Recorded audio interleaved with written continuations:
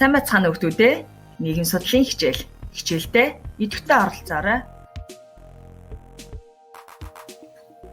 Бид өнөөдрийн хичээлээр Монгол дахь ардчлалын төлөв байдал, үнэлгээний тухай үзэж судалцгаая.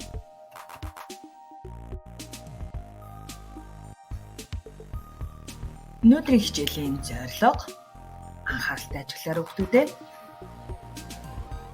Монгол улсад ардчлалын тулгуур үнэ зүйлс хэрхэн хэрэгжиж байгааг судалгааны их сурвалж баримт бишээнд үндэслэн дүгнэлтийг чадвартай болно. Хичээл явуулах алхмууд ардчлалын үнэ зүйлс хэрхэн хэрэгжиж байгаа судалгааны үр дүнтэй танилцах, дүн шинжилгээ хийх, Монгол дахь ардчлалын хөгжлийн талаарх үнэлгээ, дүгнэлт өгөх. Бид өмнөх хичээлээр ардчлалын хэлбэр, ардчлалын онолууд, ардчлалын үнэт зүйлийн тухай үзэж судалсан байна.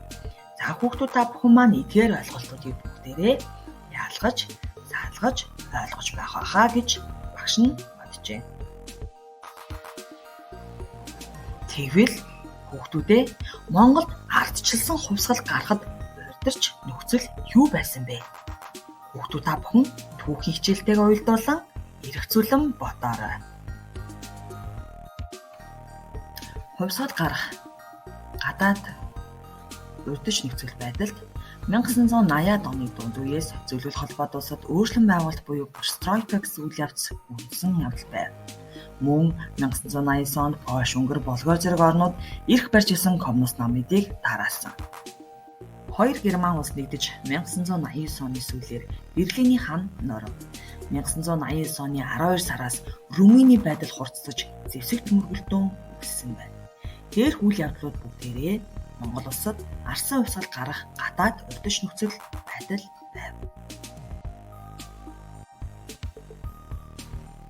Харин дотоод нөхцөл байдалд социалист хамтын нөхөрлөл задрахын хэрэг бүгд найрамдах Монгол ард улсын эдийн засгийн хэлхий холбоо солирч байв.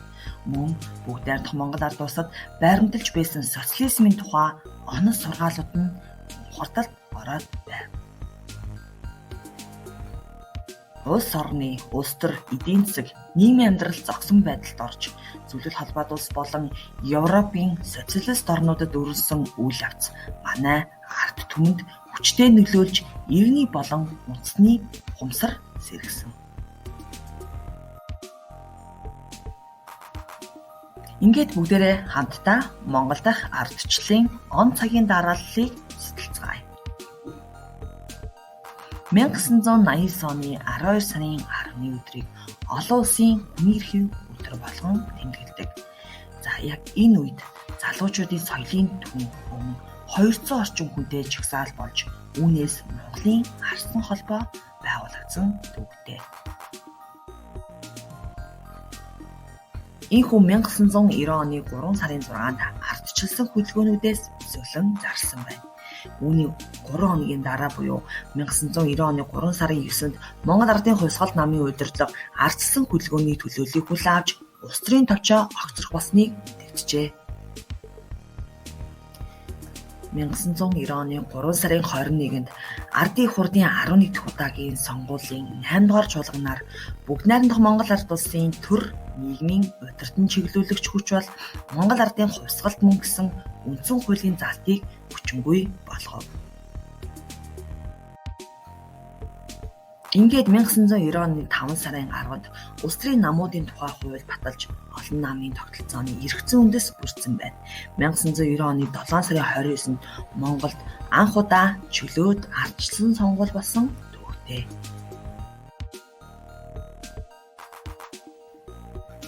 Улс төрийн боловсролын академиас 2014 онд хийсэн Азийн барометрт судалгаанд үндэслэн Монголын ардчлалын үнэт зүйлсийн хэрэгжилтэнд дүн шинжилгээ хийж харьцуулан дүгнэлт хийцгээе.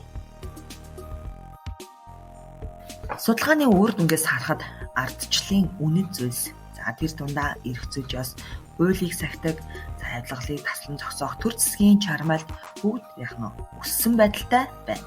Харин өрсөлдөөн тэр дундаа сонгуульд хэр чөлөөтэй шударга явагддаг вэ гэдэг үзүүлэлт бурсан байгааг харж байна.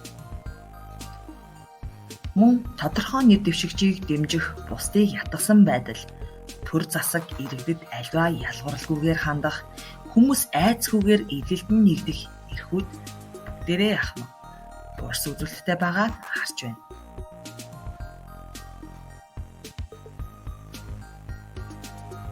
Ингээд Монгол дахь ардчлалын талаар бусад байгууллагуудаас хийсэн үнэлгээг танилцуулъя.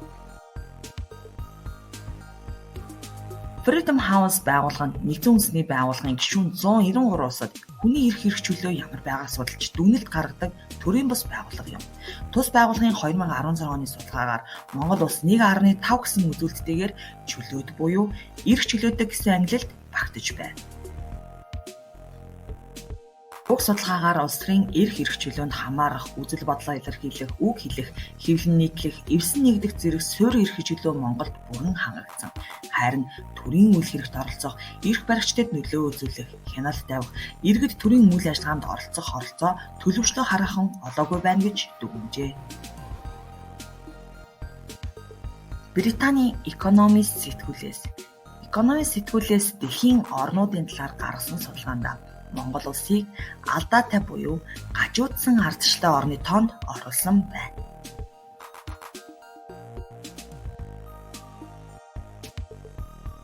Улс орнуудад тэгээс 10 хооронд оноо өгч судалсан байна. 10 оноог ардчлал бүрэн хүрсэн хэмээн тооцжээ. Монгол улс 6.5 оноогоор дүгнэгдсэн байна. Холбооны бүгд найрамдах Герман улс 861 оноо, Норвеги 987 оноогоор тэргүүлсэн байна. Ингээд ардчилсан үнэт зүйлсийн одоогийн төлөв байдлыг харж үзцгээе. Монголд ардчлал бодит үзэгдэл болсон хэдий ч бүрэн баталгаажиж бэхжсэн гэж дүгнэхэд эрт байна. Учир нь Монгол дахь ардчилсан засаглалт ерөнхий төлөв байдлын үндэсний шинжээчид цаашид ардчлалыг бэхжүүлэхэд чиглэсэн төрийн бодлого, иргэний оролцоо дутагдж байгааг илэрхийлж байна. Мөн судалгааны дүнгээс харахад монголчуудын хүн амын 3.2% нь ардчлалын эрх чөлөөт байдалтай холбоон үзсэн байна. 31.9% нь нийгмийн тэгш байдал шударга ёс гэж үзсэн бол 24.6% нь ардчлал бол улс төрийн байгууллага үйл явц хэмээн дүгнэжээ. Бид өнөөдрийн хичээлээр Монгол дахь ардчлалын төлөв байдлыг судалгаанд үндэслэн үнэлж дүгнэлээ. Анхаарал хандуулсанд баярлалаа. Дараагийн хичээлээр уулзлаа. Баяртай хүүхдүүд ээ.